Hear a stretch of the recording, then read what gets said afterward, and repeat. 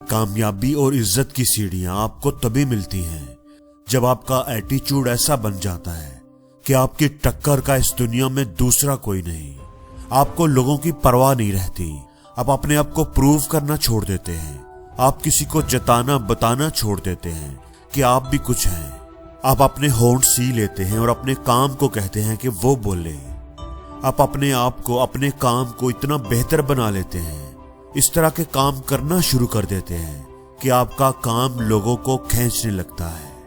लोगों को पता चल जाता है कि इस शहर में कोई ऐसा बंदा आ गया है जिसमें कुछ खास है, और लोग अपने आप आपको सर्च करने लगते हैं। तो सबसे अहम बात है आपका एटीट्यूड। आपका एटीट्यूड ऐसा होना चाहिए कि लोगों को नजर आए। शेर अपने एटीट्यूड की वजह से ही जंगल का राजा है। ईगल अपने एटीट्यूड की वजह से ही सबसे ऊपर उड़ता है, क्योंकि दोनों जानते हैं कि अगर हम एवरेज के साथ रहेंगे तो एवरेज ही बनकर रह जाएंगे। ईगल आपको कभी कबूतरों के झुंड में नजर नहीं आएगा। वो हमेशा ऊंचाई पर अकेला उड़ता है, और जब वो सामने आता है तो कोई परिंदा ठहर नहीं पाता। सारे परिंदे अपने आप ही दाएं बाएं हो जाते हैं। तो अपने एटीट्यूड को कैसे बेहतर बनाना है, क्या होता है एटीट्यूड, आज की वीडियो में हम यही बात करेंगे। तो अपने एटीट्यूड में सबसे पहली और जरूरी चीज जो शामिल करनी है वो है मेरी सोच। मेरा मकसद बहुत बड़ा है। आपकी सोच और आपका मकसद हमेशा बड़ा होना चाहिए। जैसे एक कबूतर था जो एक पिंजरे में पैदा हुआ था। वो उस पिंजरे में ही रहा, वहीं पला बड़ा, वहीं जिंदगी गुजारी। उसके मालिक ने उसे कभी भी पिंजरे से बाहर नहीं निकाला था, पिंजरे में ही कैद रखा था। बाहर की दुनिया के बारे में उस परिंदे को कुछ भी इल्म नहीं था कि बाहर भी एक दुनिया है जो बहुत बड़ी है, उड़ने के लिए लंबा खुला आसमान है। वो कबूतर शायद उस पिंजरे में ही मर जाता। लेकिन एक दिन क्या हुआ, उसका मालिक पिंजरा बंद करना भूल गया। पिंजरे का दरवाजा खुला देखकर भी वो कबूतर कितनी ही देर अपनी जगह पर ही बैठा रहा, क्योंकि उसे मालूम ही नहीं था कि इस पिंजरे Starting an online first, go to IDM Pakistan.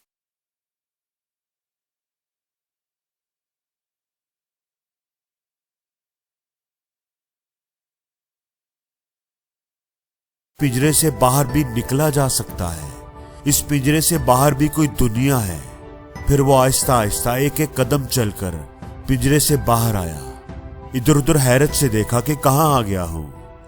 फिर उसने उड़ने की कोशिश की। थोड़ा सा उड़कर वो गिर गया। उसने दोबारा कोशिश की।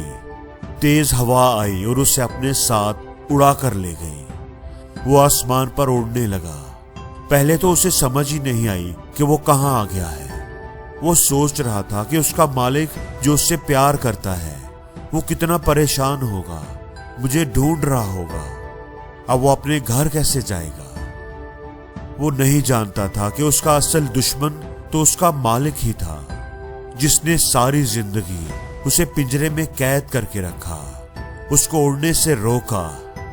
कितनी ही देर वो कबूतर इधर उधर उड़ता रहा, अपने पिंजरे को जिसको अपना घर समझता था ढूंढता रहा, लेकिन वो उसे कहीं नजर ना आया। थक हार कर वो एक दरख्त पर आकर बैठ गया और रोने लगा। जिस दरख्त पर आकर वो बैठा था उस पर कई परिंदों के घोंसले थे। शाम को जब वो परिंदे लौट कर आए तो उन्होंने उस कबूतर को रोते हुए देखा। सब उसके गिर्द इकट्ठे हो गए और रोने की वजह पूछी। कौन हो भाई, कहां से आए हो, क्यों रो रहे हो।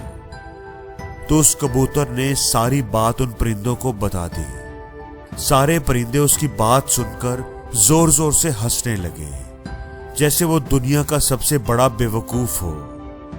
वो कबूतर तो बेचारा पहले ही परेशान था और जोर से रोने लगा। एक तो मैं पहले ही दुखी हूं और ऊपर से ये सब मेरा मजाक उड़ा रहे हैं। उसे रोता देखकर उनमें से एक बुजुर्ग परिंदा बोला, तुझे रोने की कोई जरूरत नहीं, तुझे तो आज नई जिंदगी मिली है। वो बंद पिंजरा तेरा घर नहीं था, बल्कि तेरे लिए कैद खाना था। उस पिंजरे में तुम्हारे साथ साथ तुम्हारी सारी काबिलियत, तुम्हारी सारी सलाहियतें भी कैद थी।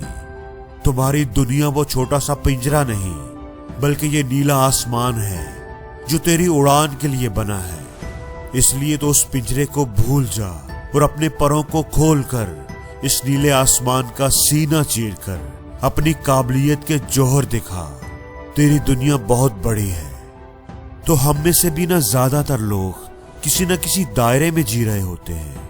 हमें भी चाहिए कि हम उस दायरे का दरवाजा खोलकर बाहर निकल आएं। और जब हम उससे निकलेंगे तो उस दिन हमें पता चलेगा कि इस दायरे से बाहर एक बहुत बड़ी दुनिया है, जहां कुछ भी नामुमकिन नहीं, कुछ भी अचीव किया जा सकता है। तो जब कुछ भी अचीव किया जा सकता है तो फिर हमें छोटा सोचने की जरूरत नहीं। अपनी सोच को बड़ा करो और कुछ बड़ा हासिल करने की कोशिश करो। दूसरी बात जो आपके एटीट्यूड में होनी चाहिए वो है दूसरों की बात सुनना। इस दुनिया में हर कोई चाहता है कि मेरी बात सुनी जाए, मेरे पॉइंट ऑफ व्यू को समझा जाए, मेरे दर्द को महसूस किया जाए। मेरी तकलीफ सबसे बड़ी है, लेकिन उसकी बात कोई नहीं सुनता। यहाँ पर हर कोई अपनी सुनाने में इतना मसरूफ है कि दूसरों की बात सुनने का ना तो उनके पास टाइम होता है और ना ही उन्हें जरूरत होती है। और ऐसे में बेस्ट एटीट्यूड ये होता है कि पहले दूसरों की बात सुनी जाए, समझी जाए और फिर उन्हें तरीके से अपनी बात समझाने की कोशिश की जाए। जब हम पहल करेंगे, दूसरों को बोलने का मौका देंगे, उनकी बात समझेंगे, तो वो हमारे गर्विदा हो जाएंगे। हमें दुनिया का बेहतरीन इंसान, अपना हमदर्द और दोस्त समझेंगे। और तीसरी बात ये कि आपको सपोर्टिव होना चाहिए। इस दुनिया में टांगे खींचने वाले तो बहुत हैं, लेकिन सहारा देने वाले ना होने के बराबर। जब कभी आप अपने ख्वाबों का पीछा कर रहे हो और हर कोई आपका मजाक उड़ा रहा हो, आप पर तनकीद कर रहा हो, और वहां पर एक शख्स आकर आपके कंधे पर हाथ रखकर आपका हौसला बढ़ाए, जो कहे कि मुझे तुम पर यकीन है, तुम्हारे सपनों पर यकीन है, तुम उन्हें जरूर पूरा करोगे, तुम कर दिखाओगे। जो तुम्हें थपकी दे, जादू की जप्फी दे, तुम्हें सपोर्ट करे, तो ऐसा शख्स आपको कभी नहीं भूलेगा, जिंदगी भर याद रहेगा। दोस्तों, सपोर्टिव होना एक बहुत बड़ी खूबी है जो हर किसी में नहीं होती। जिस बंदे का एटीट्यूड सपोर्टिव होता है वो लोगों के दिलों में बहुत जल्दी अपनी जगह बना लेता है और लोग उसे कभी नहीं भूलते। दोस्तों, सिंपल चीजें तो हर कोई कर लेता है।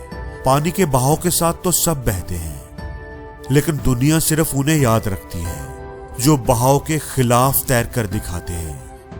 तारीख के पन्नों पर सिर्फ उनके नाम दर्ज होते हैं जिन्होंने वक्त का रुख मोड़ कर दिखाया, जिन्होंने मुश्किलों के सामने हार नहीं मानी, चैलेंजेस को कबूल किया, आगे बढ़े और नया रास्ता खोज कर दिखाया। इसलिए दोस्तों, जिंदगी में चैलेंज लेना बहुत जरूरी है। ऐसे लोगों से ही सब प्यार करते हैं, उन्हें अपना लीडर मानते हैं।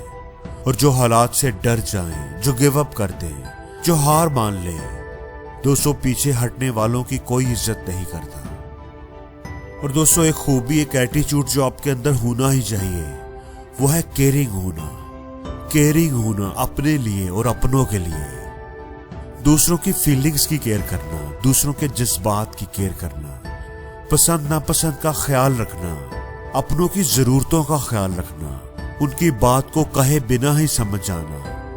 अगर आपका कोई अपना, कोई दोस्त परेशानी में है और वो आपसे मदद मांगता है या मदद नहीं भी मांगता और आप आगे बढ़कर उसकी मदद को आ जाते हैं, तो यह है केयरिंग एटीट्यूड।